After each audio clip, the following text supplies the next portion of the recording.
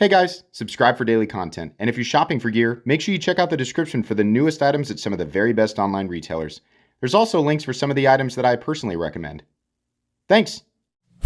What's going on YouTube? Metal Complex here, and today I've got another short, little unboxing video to share with you guys. Two new models from Kansept. No idea what these are. We're going to open them up together and do some first impressions. Not a review today, just first impressions.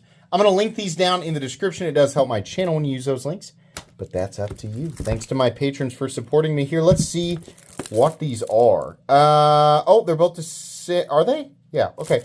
So, let's just open them up one at a time.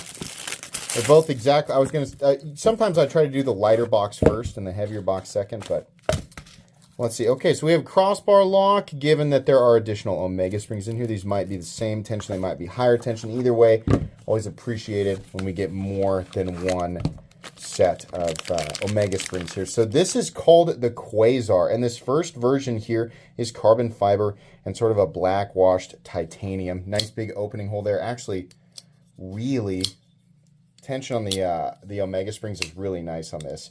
We don't have, tell me what you think. Some people are indifferent. When it comes to Omega springs, my opinion is the higher tension, the better. Even the super high tension Omega springs are simply not difficult to overcome when you're deploying it. And in my opinion, they not only help the blade stay in the closed position better than some of the lighter tension Omega springs, Benchmade. Sorry, something stuck in my throat there. But they also kind of help deploy it. There's, the moment where they flex and kind of release, it helps the blade deploy better, in my opinion. So I appreciate that. I like this a lot. I like the feel of it a lot, being able to thumb flick it out. And a lot of that has to do, of course, with the deployment mechanism, right? Flipper, thumb stud, thumb hole, whatever. Where it's positioned, what shape it is. I tend to like either thumb studs or the opening holes a little better on the crossbar locking knives. I don't think we see it very often, but there are some flipper crossbar locking knives out there. I can understand why they don't do that a lot. But anyways, getting off on a tangent here. Fairly roomy forward choil. I wouldn't say, yeah, it's a second knuckle there. It's pretty good. Let's see. What are we looking at here? Oh, is this a Paul Munko? Oh, this is, yes.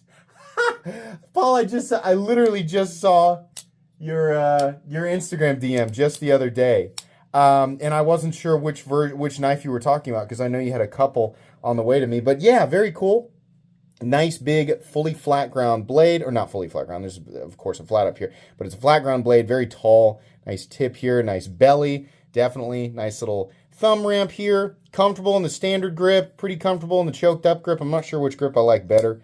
Got kind of a straightforward symmetrical clip and with a mounting position on the other side. So very, very cool. So this is CPM 20 CV. It seems like we don't see that nearly as often with Kansept. They usually stick with S35VN, so that's pretty cool. I actually don't remember. I probably have a review on a Kansept knife with CPM 20 CV, but if I do, I don't remember what it is. And I definitely don't know what their HRC range is. So if somebody knows in the comments, please feel free to share so that everybody, can know that. Typically, I like to see it at 60 to 62, but different companies do different things. Now we have another version of the Quasar. And I'm not sure what we've got going on with this guy, but we're about to find out. All right. Feels exactly the same. And oh, we got a special one. Hold on now. Do we have are the gloves handy? Yeah, the glove actually. There's always one. There's one upstairs and one downstairs. I had a huge pack of them. And there were like 300 of these white gloves in it. And that pack of white gloves is gone. I have no idea what happened to it. I'm down to 2 white gloves, so I keep one upstairs and one downstairs. We have a Damascus, a nice deep, rich orange, blue, and purple Damascus there. Very, very cool. Pretty big, thick slabs of Damascus as well. Damascus backspacer. I'm actually glad you guys didn't do the Damascus pocket clip. I think the regular titanium clip, it contrasts well, and it will help them keep the cost of this down.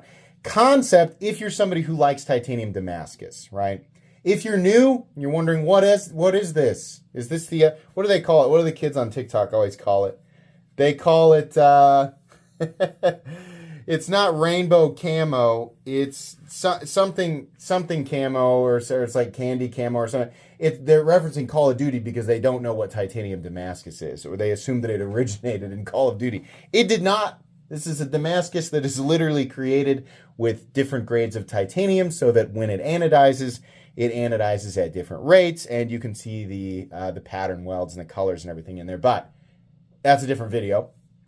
Really cool, and typically adds quite a bit of cost to the knife, but Kansept tends to keep those costs reasonable. So no specific utilitarian advantage with titanium Damascus. It just looks cool and is actually interesting versus the rainbow paint that is thrown onto the gas station knives that are so often compared blindly with stuff like this. So some people appreciate it, some people don't care, but if you like the way that titanium Damascus looks, then you can usually get knives that have actual titanium Damascus on them from Kansept for quite a bit less than their competitors. Again, we have a CPM 20 CV blade that is stonewashed and looking good, like that. I feel like the profile to me immediately, I'm like, it looks super ergonomic and a great lock-in. I think some people are going to find the profile a bit polarizing, but I mean, I'm not really saying anything there. That's typical of all knives. But the knife does feel, purposeful, utilitarian, like it looks cool, and Kansept obviously does a really good job. Their fit and finish is always really nice. But yeah, cool, functional, purposeful, all of that, good lock-in. So very cool. Let's go ahead and measure it here real quick. And it was right here in front of my face the whole time. So for the Quasar, overall length, it is, 7.9 inches, 3.35 inch blade, 3 inch cutting edge is what we're looking at there.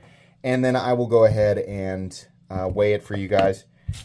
If we can, if we can find the stupid scale. There it is. All right. Organize your office, my YouTube studio. Yeah. 4.7 ounces, not bad. It's actually right about what I thought. There we go, back down to 0. And this guy's probably going to weigh a little less with the carbon fiber, 3.8 ounces for the carbon fiber version. Okay, I'm going to assume that the Quasar is immediately available. So, like I said, links for these and any other variations will be down in the description. I don't know what the price is yet, but eventually I'll do a full review on it, which will include my opinion on the price tag. But as of right now, you can, I'll have linked it in the description, so you'll be able to go and freely look at the price. CPM 20 CV titanium carbon fiber, my guess, right around $200, probably. The Damascus one, knowing Kansept, they sometimes can get that stuff done for under $300, which would be pretty impressive. So that would be my guess, but I don't know until after, during the... It's always an awkward thing, right? Explaining to people that in the moment of the recording, I don't have the information, but the information will be granted to me as soon as I'm done, because I'll look at it and put it in the description. I'm getting old. I'm getting old, and I'm starting to over-explain things more than I usually do. All right. Thanks so much for watching. That's going to be it today, guys. Please make sure to follow me on Instagram at metal_complex. There's the card. If you enjoyed this video, leave a like. If you'd like to check out my other content, I do, of course, have lots of videos of knives that are either expensive or inexpensive that I do or don't like. So check those out. And if you enjoy all my content, go ahead and click on that Metal Complex logo right there and subscribe, because there's definitely more coming. Thanks again for watching, everybody, and have a great day.